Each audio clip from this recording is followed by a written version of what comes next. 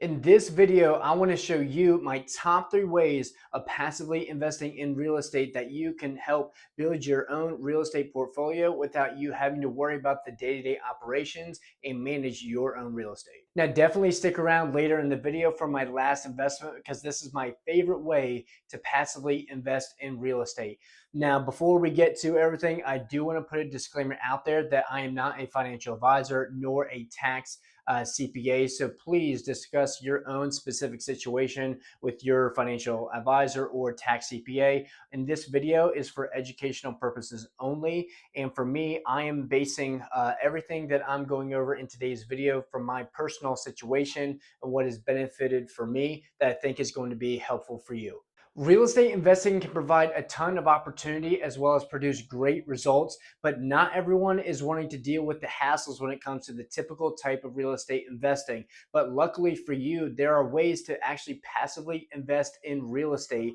without having to worry about the day-to-day operations and manage your own real estate. Now, one quick thing I want to make sure I mention before we get rolling is that all these types of real estate investing is within equity type of positions and not necessarily debt type of positions with real estate, because there are other ways to passively invest in real estate, but with equity positions and potential upside in the future. We're going to go over the 3 ways that you can get yourself passively investing in real estate through equity positions. So the first way you can start passively investing in real estate is through crowdfunding. What crowdfunding means is that you are going to be pulling your money together with other investors to help fund a deal. Typically, these are going to be larger scale type of deals like multifamily buildings or apartment buildings. And typically with crowdfunding, a lot of these are going to be platform based where you're going to go onto these websites and see any sort of opportunities that are going to be available to you. Now, typical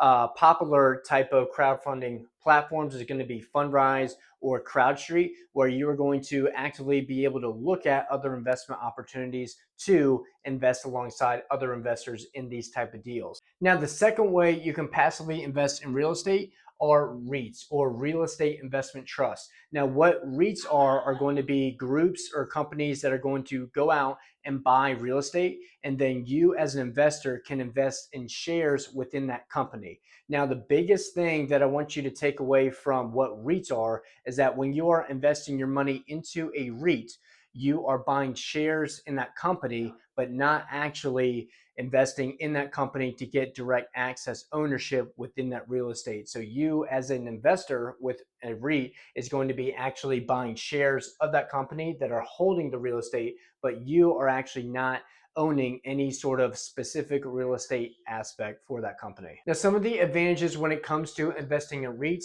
is that they're typically going to have a lower to moderate type of minimum to be able to invest in those REITs. Now, when you're going to look at investing in REITs, a lot of times you can find these on the stock market or public markets, just like you're going to invest in the stock market. So all you're going to do is look up for REITs and look at the tickers to find those real estate investment trusts. So you can really think about REITs as like a stock where the value of the shares are going to ebb and flow based on how that real estate is performing, and that stock price should reflect what the value of that real estate is going to be having for you. Now, the biggest disadvantages when it comes to passively investing in real estate through REITs is going to be, number one, these are going to be on the stock market where a lot of times they're going to be very highly correlated with how the stock market is going to perform. Even though REITs are going to be valued on their real estate, there's a ton of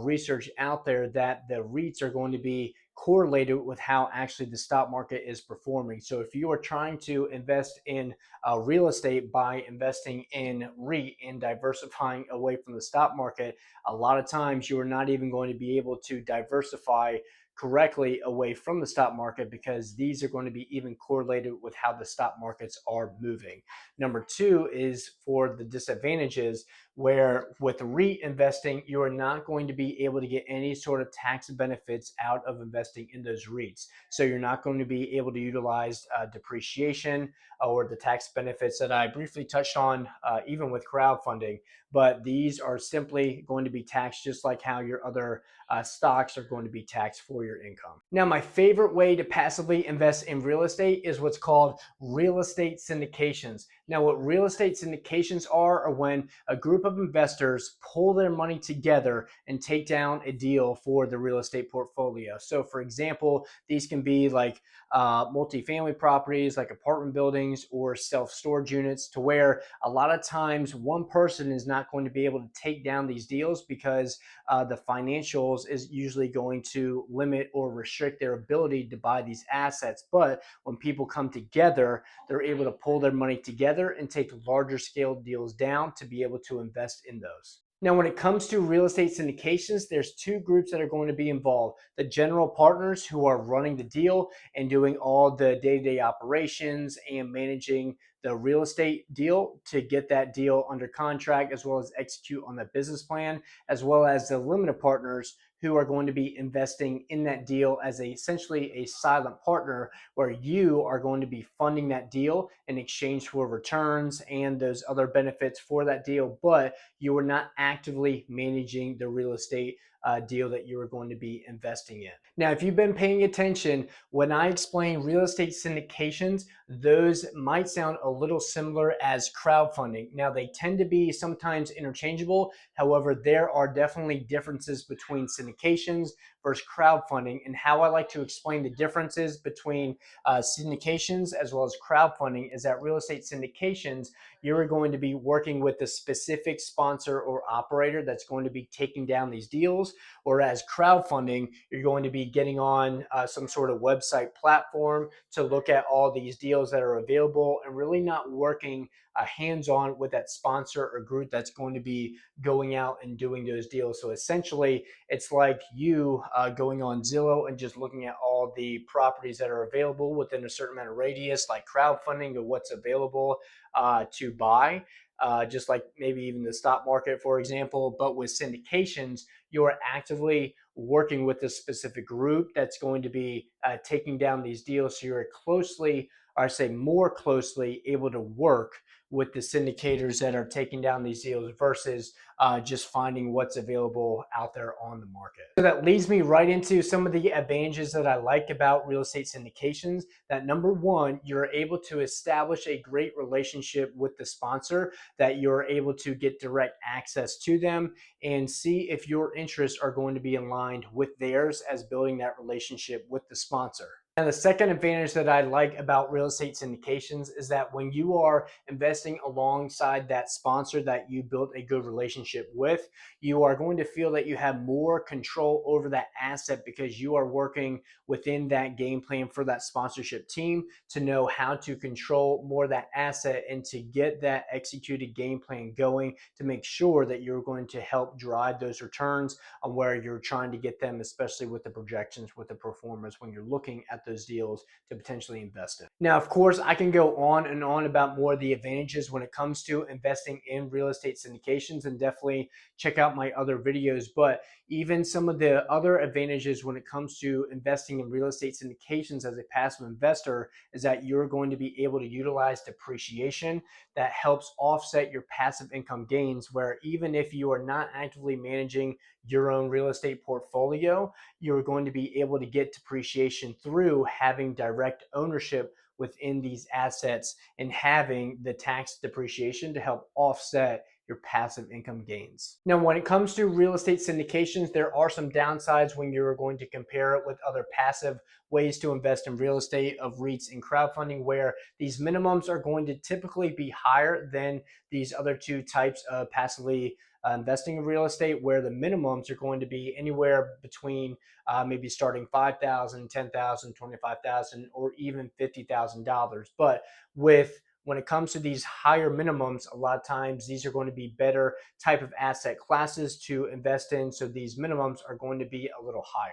One of the other big disadvantage, I think, when it comes to real estate syndications, however, I think this is really turned into more of a positive aspect, is that when it comes to investing in real estate syndications, a lot of times it's going to take a lot more upfront work to be able to invest in these type of deals, where investing in REITs and crowdfunding platforms, a lot of times it can just be a click of a few buttons to invest in these type of assets. But it's going to actually take a lot more work to be able to get yourself to invest in real estate syndications, where a lot of it is going to be, first, you have to network with certain sponsors that are going to be providing these deals of real estate syndications to see if your interests are first going to be aligned with that investment group. And then there's going to be a lot more work to be looking at deals for evaluation of the deals and analyzing those deals to see if you are going to be fitting with that deal to invest in, with as far as your investment